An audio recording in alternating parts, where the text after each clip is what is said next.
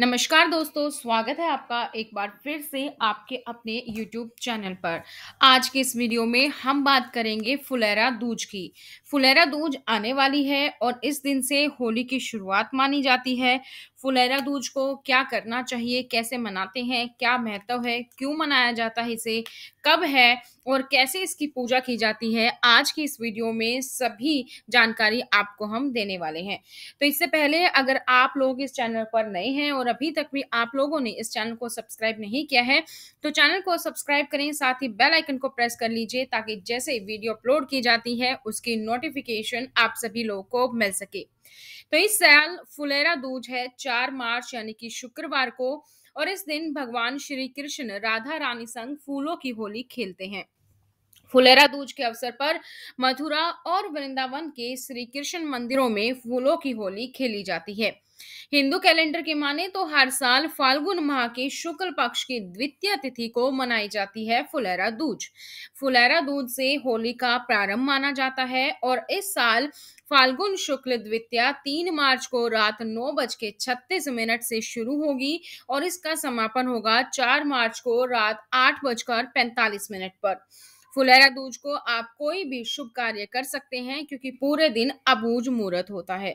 अबूझ मुहूर्त होता है वो मुहूर्त जिसके लिए आपको वो दिन जिसके लिए आपको कोई भी मुहूर्त निकालने की जरूरत नहीं होती, चाहे विवाह का कार्य हो, चाहे आप कोई नया काम शुरू कर रहे हो, मुंडन हो, तो इस तरीके का कोई भी काम जो है आप कर सकते हैं इस दिन अबूझ मुहूर्त यानी कि किसी भी मुहूर्त की जरूरत नहीं होती, पूरा दिन शुभ होता है। फुलेरा दूज के दिन शुभ योग बन रहा है। फुलेरा दूज को पूरे दिन शुभ योग है, तो इस दिन आप प्रातः काल से पूजा अर्चना कर सकते हैं। फुलेरा दूज को रात में सर्वार्थ सिद्धि योग और अमृत सिद्धि योग भी बन रहा है। तो जानते हैं फुलेरा दूज क्यों मनाते हैं। तो पौराणिक कथाओं के अनुसार एक बार भगवान श्री कृष्ण काफी दिनों तक राधा रानी से मिल नहीं पाए। इस वजह से राधा रानी उनसे रूठ गई। राधा रानी के साथ उनकी सखियां गोपियां भी श्री कृष्ण से नाराज हो गई। राधा जी को प्रकृति का प्रतीक माना जाता है। उनके रूठने से फूल, पेड़, पौधे सब मुरझाने लगे। भगवान श्री कृष्ण तो अंतर्यामी थे। उनको प्रकृति की दशा देख करके राधा जी और गोपियों की दशा के बारे में पता चल गया। वो जान गए कि वे सभी उनसे नाराज हो गए हैं। एक दिन भगवान श्री कृष्ण राधा जी से मिलने बरसाना पहुंच गए। श्री कृष्ण जी से मिलकर राधा रानी और गोपियां प्रसन्न हो गई। चारों ओर फिर से प्रकृति में हरियाली छा गई। श्री कृष्ण ने एक फूल तोड़कर राधा जी पर फेंक दिया। तब राधा रानी ने भी एक फूल तोड़ा और श्री कृष्ण जी पर फेंक दिया। यह देखकर गोपियां भी फूल तोड़ने लगी और एक दूसरे पर फूल फेंकने लगी। इस तरीके से उस दिन से फूलों की होली की शुरुआत हुई। उस दिन फाल्गुन शुक्ल द्वितीया तिथि थी और उस दिन के बाद से हर साल फाल्गुन शुक्ल द्वितीया को फूलों की होली खेली जाने लगी। यह दिन फुलेरा दूज के नाम से प्रसिद्ध हो गया।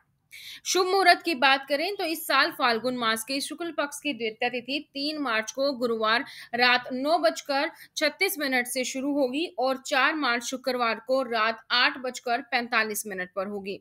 यानी कि फुलेरा दूज को अगर आप मनाते हैं तो ये मनाया जाएगा आप लोग के लिए 4 मार्च को। अब हम बात करते हैं कि कैसे मनाते हैं फुलेरा दूज। तो इस दिन घर में भगवान कृष्ण की पूजा की जाती है और अपने इष्ट देव को गुलाल चढ़ाया जाता है। इस दिन राधा कृष्ण को अबीर यानी कि गुलाल अर्पित किया जाता है। इस दिन से होली के रंगों की शुरुआत भी होती है। साथ ही फुलेरा दूज के दिन रंगीन कपड़े का छोटा सा टुकड़ा श्री कृष्ण की कमर पर बांध दिया जाता है, जो इस बात का संकेत है कि श्री कृष्ण अब होली खेलने के लिए तैयार हैं।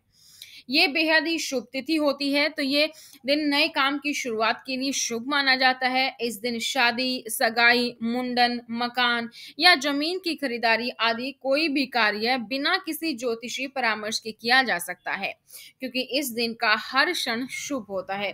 कहा भी जाता है कि इस दिन राधा कृष्ण का आशीर्वाद प्राप्त होता है और आपकी सब परेशानियां दूर हो जाती हैं। तो इस दिन घर में भगवान श्री कृष्ण की पूजा जरूर करें, उनको अबीर गुलाल चढ़ाएं, उनको फूल चढ़ाएं और कपड़ा भी उनकी कमर में बांधें। भगवान श्री कृष्ण और राधा जी की मूर्तियों को भी फूलों से सजाएं। कई जगह इस दिन फूलों की रंगोली भी बनाई जाती है। इस पर्व की खास रौनक मिलेगी आपको ब्रजभूमि और मथुरा के मंदिरों में। सारे धाम को फूलों से सजाया जाता है। लोग एक दूसरे के साथ फूलों से ही होली खेलते हैं। इस दिन से होली तक यह धूमधाम लगातार जारी रहता है।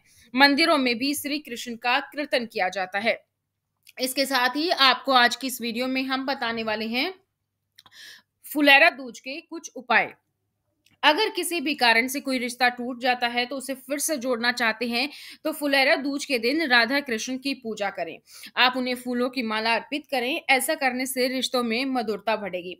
फुलेरा दूज के दिन स्नान कर साफ वस्त्र पहने, फिर राधा कृष्ण मंदिर में जाएं। भगवान को पीले पुष्प, मिठाई और पीले वस्त्र अर्पित करें। ऐसा करने से प्रेम विवाह में आई गई अड़चनें दूर हो जाती हैं।